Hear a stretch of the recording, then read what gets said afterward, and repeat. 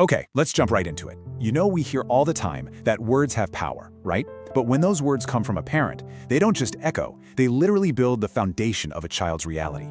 In today's Explainer, we're unpacking the lasting psychological impacts of careless or downright abusive language.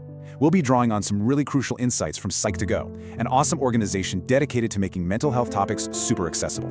We're going to look closely at how specific phrases create this massive ripple effect that can literally last a lifetime.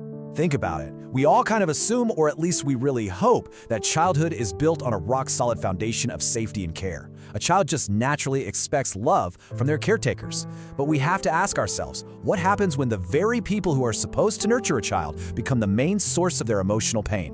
What happens when that safe harbor is actually completely toxic? Now I want you to look at this number, 50,000. According to a 2008 report by the Administration of Children and Families, which, by the way, is part of the U.S. Department of Health and Human Services, that is the number of kids officially counted as victims of emotional abuse. And honestly, that's just the documented cases. The invisible numbers, the ones nobody reports, are likely much, much higher. So, this brings us to a pretty harsh reality. Hurtful remarks, whether they're totally intentional or just blurted out in a moment of frustration, are incredibly dangerous. Because the way parents behave literally sets up the basic ground that builds a child's entire personality and self-esteem. Those words become the actual bricks and mortar of their whole internal world. All right, let's dive into our first major theme here, attacking self-worth, and how careless words systematically dismantle a kid's identity. It often starts right at the surface, with offensive words degrading a kid's appearance. You know the ones. Phrases like, "you're ugly," or focusing negatively on their weight or height. This is a direct attack on how they view their own physical body. Instead of teaching self-love, this kind of language breeds intense physical insecurity. It creates this constant worry about body image, which tragically can lead to some really serious emotional issues like eating disorders down the line. Then you get these provocative, almost sarcastic questions aimed at a child's natural actions. A parent asking, "Why are you so weird?" Or "Why do you walk like that?"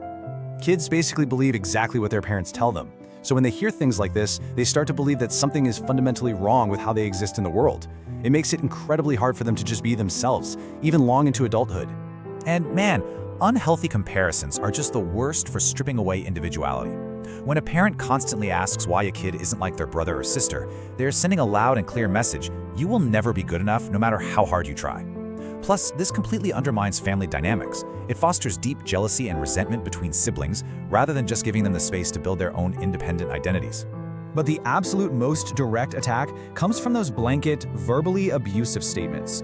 Calling a kid stupid, useless, or a loser. I mean, these aren't just mean words. They completely shatter a child's belief in themselves. A parent's job is supposed to be encouraging a kid to believe in their capabilities, right?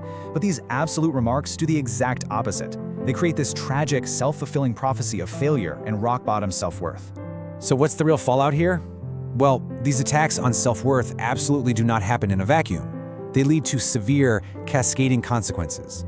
They trap the child in a brutal cycle of physical insecurity, constant discomfort, and this paralyzing fear that everyone around them will notice the flaws their toxic parents totally made up for them. It results in substantially reduced self-esteem and toxic sibling rivalries that can literally last a lifetime. It really just boils down to a stark contrast in environments. On one side, you have this toxic setup that degrades a child's appearance and relies heavily on comparison. On the flip side, healthy parenting actively teaches self-love and encourages kids to believe in themselves and gives them the absolute right to build their own independent, confident identities. Okay, let's move on to our second pillar, destroying trust and security. This is essentially the collapse of a child's safe haven. Probably the deepest cut of all comes from these incredibly selfish wishes. A parent actually saying out loud, "I wish you were never born," or "I regret having you." Hearing that makes a child feel like they simply shouldn't exist in this world. It tells them they don't deserve to be alive. It fundamentally diminishes their entire sense of identity, and that can lead to some incredibly dark places, including self-harm and early onset depression. Another way a child's security gets completely wrecked is by making them feel like a massive burden. Statements like, "You cost me way too much money," or "taking care of you is exhausting." When a kid hears this over and over, they learn to unconsciously hide their own basic needs, feelings, and problems. They literally shrink themselves down just to avoid triggering their parents' anger or exhaustion. Then, of course, we have the ultimate threat, abandonment.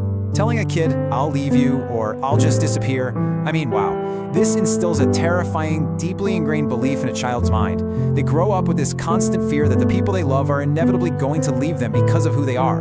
It creates massive abandonment issues that follow them right into their adult relationships. And finally, empty promises. Hey, if you do this, I'll take you there. And then it never, ever happens. While it might seem a little less severe than the previous examples, it breaks a child's trust completely. It makes them feel totally betrayed. Consistently making fake promises serves as a perfect, if tragic, lesson in how to never trust anyone else in life. This complete collapse of security creates a totally devastating ripple effect. We're talking self-harm, an inability to trust future partners, and a habit of constantly hiding personal needs. There's also this really sobering point from Nemours, which is a nonprofit children's health system. They reported that a lack of love and affection from parents can actually push some kids towards stealing and developing abusive behaviors themselves, just searching for that missing connection. So look, while these toxic words might not leave visible physical bruises, they are incredibly detrimental to the human psyche. Childhood is the essential chapter for all of us. It builds our personalities, our behaviors, and our core beliefs. The words spoken to us during this time essentially dictate the emotional well-being of the adult that child will ultimately become. As we wrap up this explainer, I want to leave you with a really vital question to chew on. Have you experienced any of these forms of abuse in your own life? Or maybe you recognize these patterns in the lives of the people around you? Recognizing these toxic behaviors, whether it's to heal from our own pasts or to make sure we don't repeat them, is the very first step toward mindful communication and true emotional healing. Thanks so much for joining me today, and keep exploring.